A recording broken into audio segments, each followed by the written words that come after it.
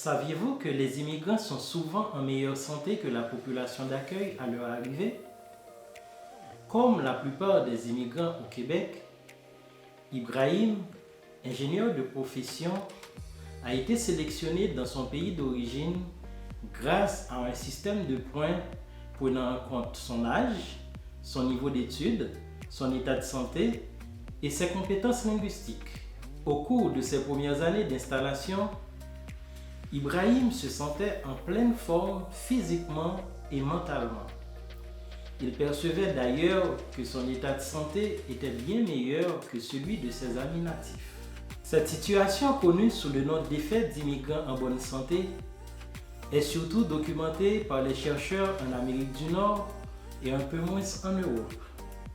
Elle fait référence à la meilleure santé dont jouissent la plupart des immigrants à leur arrivée, comparativement à la population du pays d'accueil. Toutefois, ces immigrants perdent cet avantage au fil des années.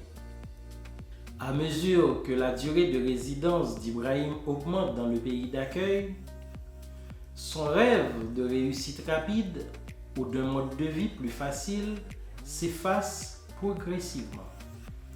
Il s'engage malgré lui dans une trajectoire combinée d'emplois rémunérés non souhaités et des périodes de chômage répétées. Déçu par des attentes professionnelles non comblées, il adopte peu à peu de mauvaises habitudes de vie telles que l'alimentation non équilibrée, la consommation d'alcool, la sédentarité, l'isolement social et autres. Après cette période d'adaptation difficile, il réalise que son état de santé se détériore avec le temps.